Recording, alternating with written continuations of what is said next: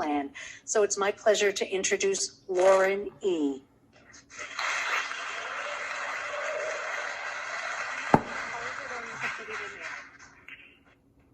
Hi, my name is Lauren E., and I am definitely an alcoholic and an addict. I'm pretty nervous, so bear with me. I'll just keep these notes out just in case. I want to try to hit a few key points. Oh my gosh, this is surreal. I remember when I was a guest and sitting in this room, listening to the speakers, and that's really where this is where I really started to consider that life actually does get better in recovery. Okay, so my sponsor says, you know, to talk about what it was like, what happened, and what it's like now. Start with, you know, my upbringing. It was pretty privileged, I gotta say. You know, grew up in Stamford, Connecticut, and I'm the oldest of 3 girls, and I have, you know, 2 parents that loved me and tried. I don't want to make this a blame game. You know, there were things that happened in my life growing up that contributed to my behavior issues, but ultimately it's, you know, me, not family or anything. But, you know, my parents had trouble with their marriage, and that definitely had an impact on my self-esteem and everything. And I also I felt like an outcast in my own family. I've been told that I'm very much like my dad, and like in a negative way, you know, and that's a compliment. I love my father. Yeah, you know, grew up a pretty normal life. You know, I did excel in school and sports, and you know, but there was a lot of pressure. It was a pretty affluent area that I grew up in, and you know, and again, this isn't a blame game, but my mom had a hard time, you know, raising me. I was a difficult child too, though. But you know, she had a hard time. I don't know how, she didn't really know how to deal with me. You know, I was sometimes compared to other kids, and you know, why can't you be more like so and so, blah blah blah. But you know, she tried. So I did pretty well in life up until my teens, and it was like the perfect storm when I ended up going out. You know, my parents were divorcing, my mother was quitting drinking herself, and there was an incident that was very traumatic. I won't go into details. I don't want to trigger anybody, but you know, something happened that really, you know, had an impact on me, involving you know, friends' older brothers. And anyway, I'll leave it at that. But all these things happened at 14, and I tried drinking. It was a blackout the very first time, and had continued to do so through my throughout my drinking career. You know, that was a tough time. But even so, like even with all the stuff happening and me starting to drink and everything, I still managed to like pull good grades. And, you know, I functioned. Went off to college. You know, married my drinking buddy. We're not married anymore. You know, had a couple kids, and you know, I was a functioning alcoholic, and we'd be able to get jobs and stuff until about like 10 years ago. That was like the downward spiral for me. You know, I'll spare you the details, because you guys know you're here. You know, we don't come in here, you know, doing great. And but it's a long, slow spiral, and every time I went out, more bad things would happen. And about 10 years ago is when I really started to develop like a physical dependence. Drinking wasn't a choice anymore. I felt I had to drink. And if I didn't, I'd have seizures and things like that. Like it got that bad. Especially when the markets tanked in 2008. I work in finance, and I just didn't know how to handle things. I handled things by drinking, by disappearing. That was my disappearing act. Excuse me. And I always wanted to get better. I always, tried. I really believed that I didn't think life could get better in sobriety. And so why would I bother trying, if I have good reason to give up the booze? And I just didn't understand. It was, again, from listening to other people share their stories. That's ultimately what got me to try. Like, maybe these guys are right. And I'm here to tell you, if I can do it, anybody can. Like, I have been to so many rehabs. I didn't get sober when I came here. But I learned my foundation here. I can't even begin to tell you how fortunate you guys are to be in a place like this. Take it in. This is where I laid my foundation. And, but I wasn't done there. I ended up actually having to spend 6 months in prison. That wasn't enough. I can't really say what it was that did it, besides my thoughts always went back to my daughter, who's watching right now. And she saved my life. Anytime I really wanted to check out, I thought of her. So there's no question in my mind that I'm here because of her. I want her to know that you're the best, sweetie. I put those kids through hell, through absolute hell. My daughter has even seen me have seizures. I mean, I've had it all happen. I don't want to go, DCF, the jail, the divorce, foreclosure, bankruptcy. My cars were repossessed. I mean, I literally lost almost everything except my health, miraculously. Although that was that was starting to show signs, my liver and stuff. But I really don't think I got sober until I just hit this level of pain where I finally gave up. And I'm reading that sign back there. He can't, I think I'll let him.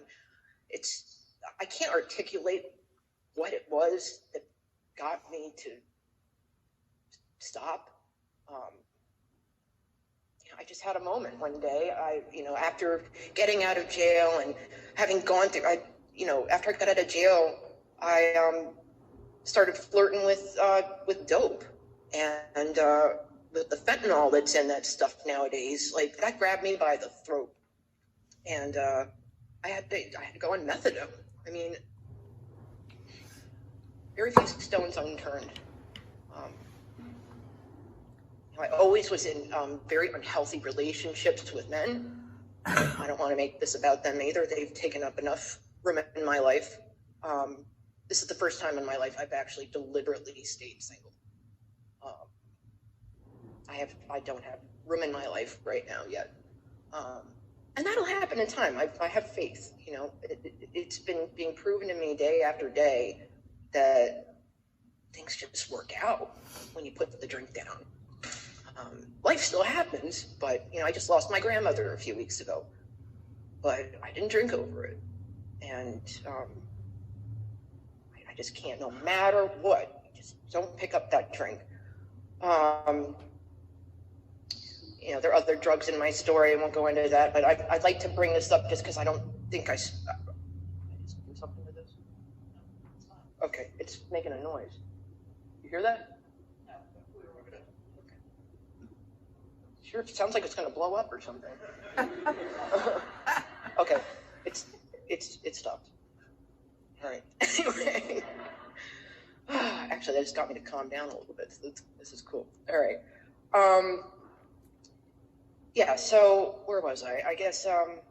Yeah. The divorce, jail, job loss. I couldn't hold a job for 8 years. I mean, crazy. And I'm not a dumb person. It was just and this isn't about intelligence at all. Like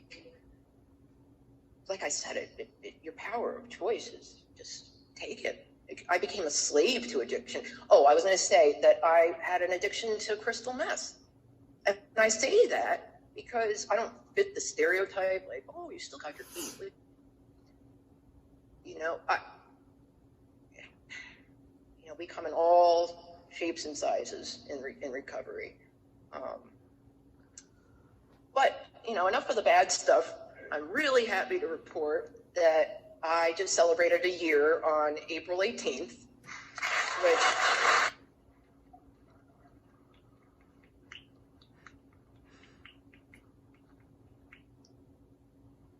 it's hard to put in words, like just how much better my life has gotten.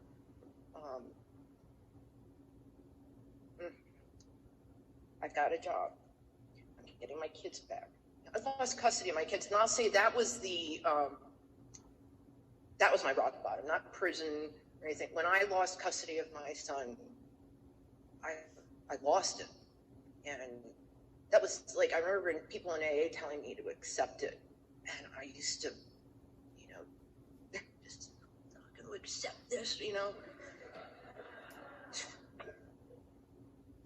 I'll never accept this. Today I do.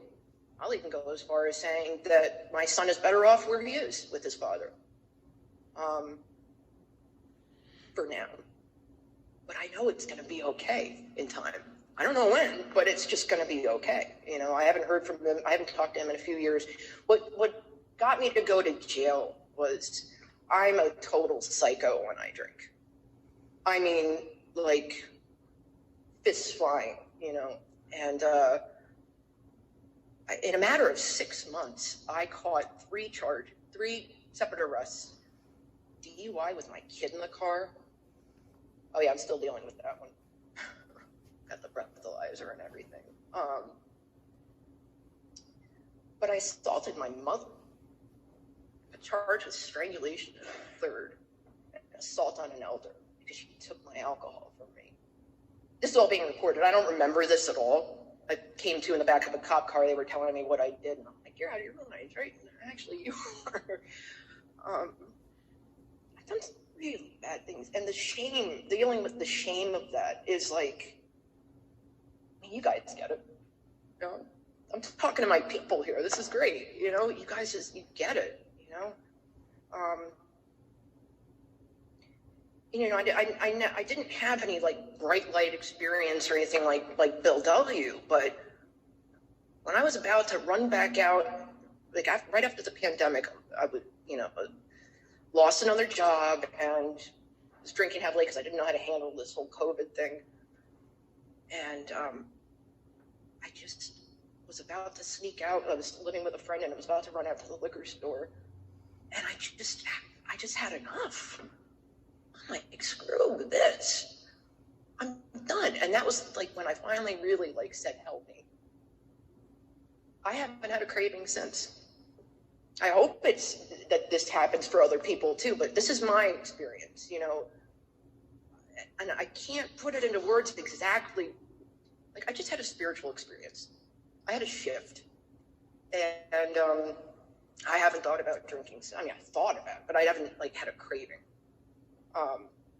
That's a miracle, in my opinion. From going from someone who couldn't go, I would wake up with a shot. It owned me. But yeah, this program, I just did my 5th step for the first time. I'm working a program, and because it is so much more than just putting the drink down. And I've got to still work on dealing with the shame of the things that I did. But I do understand that, makes me feel better knowing that I know I wouldn't have done these things without the booze. And it's real. If I just stay off the alcohol, those things don't happen anymore. And so, still dealing with the shame.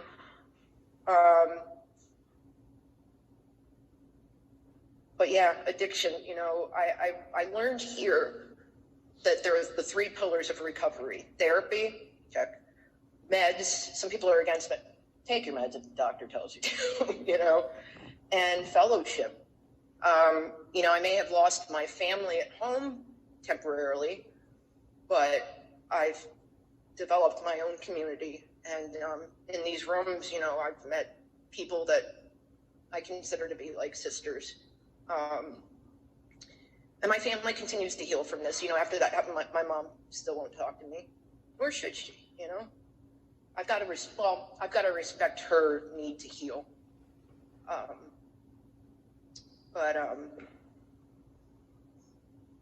It's a good thing I brought notes. Yeah, I learned here the 3 pillars of recovery are those 3 things. And I've learned to set boundaries, you know. Like I mentioned, I'm single and loving it. I just this fear of being alone. And, you know, today I can say, you know, I'm happy being alone and not dealing with a really unhealthy relationship. You know, this is, and I know that in time, like, I'll attract more healthy people too, but, yeah, just learning to set boundaries. I do not have room in my life for people who, you know, don't have my best interests at heart. Yeah, like I said, I've got a job. I've got, you know, my kids are starting to come back in my life, and all right, now I'm getting nervous. I think I covered everything. Yeah, sorry, this is a little scarier than I thought, but yeah, I guess that's it. All right, that's all I got. That's our sponsor right there. That one that stood up and clapped. Woo!